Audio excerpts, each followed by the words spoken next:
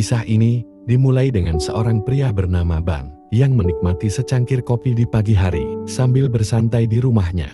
Tak lama setelah itu, sang istri Soo-hyun tiba dan meminta izin untuk pergi berlibur ke Pulau Jeju bersama temannya.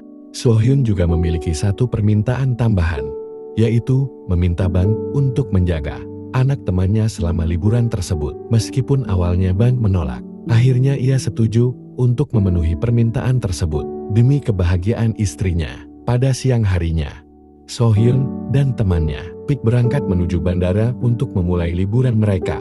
Pada malam harinya, giliran Bang menjemput anaknya, Pik yang bernama Yoonji. Ternyata anaknya Pik sudah bersekolah di SMA bersama temannya. Dia segera naik ke mobil. Ketika di dalam mobil, kedua remaja ini meminta Bang untuk membawa mereka ke toko buku.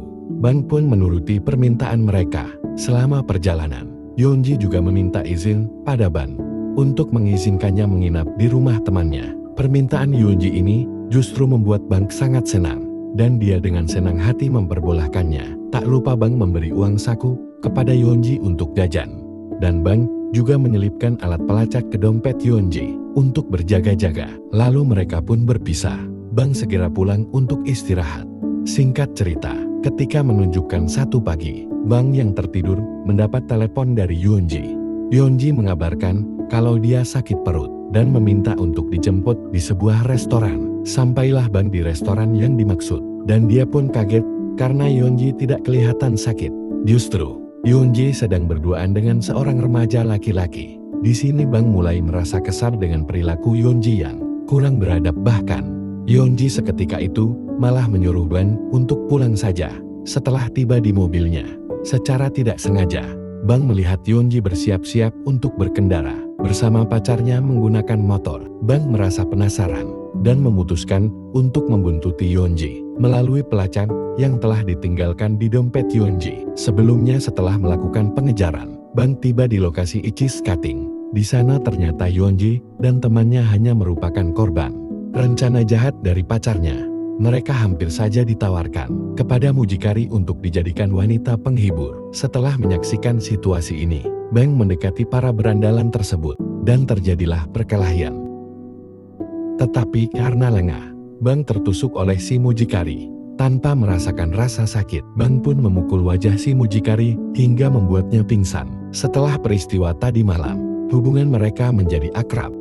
Bang mengajak Yoonji untuk makan di sebuah restoran, dan setelah itu, ketika mereka pulang, mereka melewati tempat ice skating yang dikunjungi kemarin.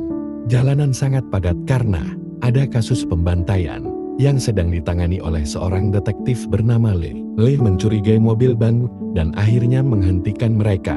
Lee menyapa keduanya, merasa curiga bahwa Bang mungkin terlibat dalam kasus pembantaian ini. Setibanya di rumah Bang yang masih ingin mengetahui lebih banyak tentang kasus pembantaian tadi, ia mencari informasi di internet mengenai kronologi kasus tersebut. Saat pagi hari, mereka tak menyangka bahwa detektif tersebut akan datang ke rumah Bang. Yoonji diminta untuk bersembunyi di kamarnya, sementara Bang akan bertemu dengan detektif Lee. Keduanya berbicara di teras rumah. Lalu detektif Lee menceritakan bahwa saat ini ia sedang menyelidiki kasus pembantaian kemarin. Ia menemukan rekaman CCTV yang menunjukkan bahwa mobil Bang pernah melintas di tempat kejadian 30 menit sebelum pembantaian itu terjadi. Dalam rekaman CCTV tersebut, Yoonji terlihat dibonceng oleh para korban saat naik motor. Lee semakin mendesak Bang untuk mendapatkan informasi lebih lanjut tentang keterlibatan Yoonji yang oleh Bang diakui sebagai keponakannya. Namun, karena Bang tidak merasa bahwa ia telah membunuh siapapun, dan juga karena minimnya bukti, akhirnya detektif itu pamit untuk pulang. Setelah itu, Bang pun menemui Yoonji dan memastikan bahwa mereka tidak memiliki hubungan dengan pembantaian ini, sambil menceritakan kisah awal pertemuan Bang dengan sang istri karena sebuah tragedi. Saat mereka asik mengobrol, tiba-tiba Yoonji menerima telepon dari seseorang yang ternyata teman Yoonji sedang disandera oleh si mucikari. Si mucikari mengancam bahwa jika ingin teman Yoonji selamat, Bang harus bersedia menemui mereka di markasnya. Tak lupa si mucikari juga mengancam bahwa pisau yang digunakan untuk menyerang Bang kemarin akan dibawa ke kantor polisi karena terdapat bekas sidik jarinya. Ban sebelum bergegas pergi ke markas mucikari, Bang memberikan Yoonji gelang pelacak untuk berjaga-jaga jika terjadi sesuatu. Setelah itu, dia segera menuju markas mucikari. Saat tiba di sana, Bang menghadapi seorang preman berbadan besar dan menghajarnya dengan mudah. Kemudian Bang menyayat tangan preman ini dengan pisau, sambil mengancam bahwa jika pisau yang memiliki bekas sidik jarinya tidak segera diserahkan, maka preman ini akan dihabisi. Terpaksa si mucikari dan kakaknya menyerahkan pisau itu. Namun saat Bang lengah, mereka segera menyerang dan melarikan diri. Saat Bang hendak mengejar mereka, tiba-tiba dia dihadang oleh seorang mafia bernama Yuri yang mahir dalam bela diri dan terjadilah duel sengit. Namun tidak butuh waktu lama, Bang berhasil mengalahkan Yuri. Bang lalu segera kembali untuk pulang. Sesampainya di rumah, dia baru menyadari bahwa Yoonji telah diculik oleh sindikat prostitusi dengan memanfaatkan pelacak yang dia berikan kepada Yoonji. Bang segera bergegas untuk mengejarnya.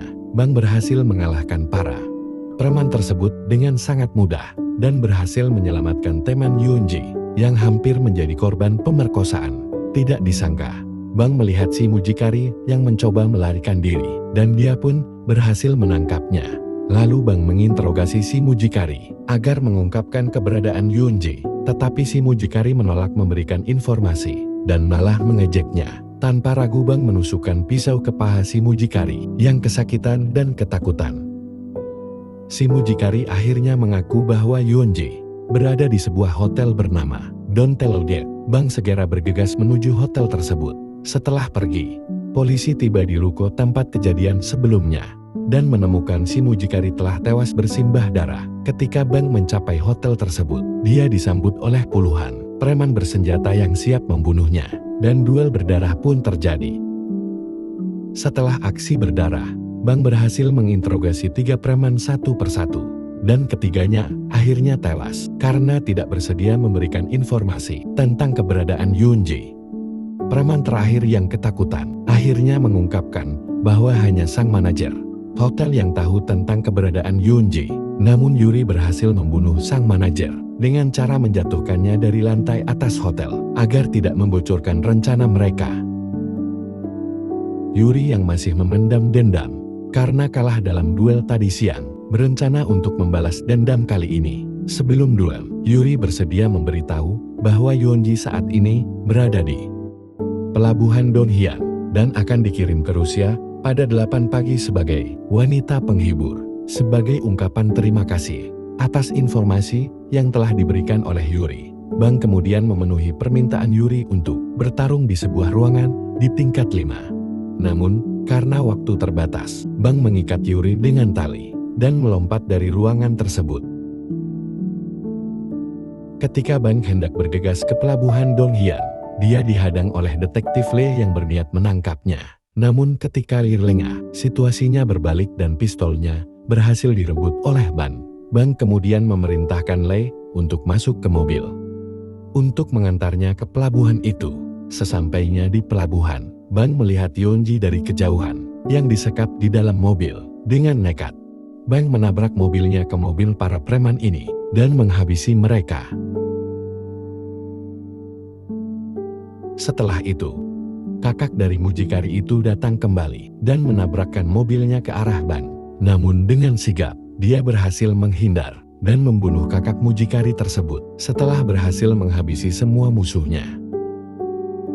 Bang memeriksa saku si kakak mucikari dan merampas ponselnya untuk diselidiki. Setelah diselidiki, ternyata detektif Lee terlibat dalam bisnis prostitusi ini. Bang mengancam Lee dengan segera sebelum polisi datang. Ancaman akan melaporkan semuanya karena rahasianya terbongkar. Akhirnya mau bekerja sama dan berpura-pura menutupi kasus aksi pembantaian yang baru saja terjadi di hadapan rekan polisi lain agar Bang tidak tertangkap. Setelah 2 hari berlalu sejak kejadian itu, Yoonji akhirnya sadar di rumah sakit. Bang pun meminta Yoonji untuk berbicara jujur tentang semua yang terjadi padanya, mengingat ada kemungkinan dia akan diinterogasi oleh polisi. Kemudian Bang bertemu dengan Lee dan memaksa Lee untuk membantu dalam mengungkap sindikat jaringan prostitusi yang terlibat dalam kejadian kemarin. Bang mengancam akan membongkar keterlibatan Lee dalam jaringan prostitusi tersebut ke media nasional. Jika Lee tidak membantu. Setelah itu, Bang mengambil inisiatif untuk menemui seorang teman lama yang menjual senjata. Dengan niat memesan senjata M200 sniper beserta amunisinya, terungkap bahwa Bang adalah seorang legenda pembunuh bayaran yang telah pensiun selama bertahun-tahun sejak menikah.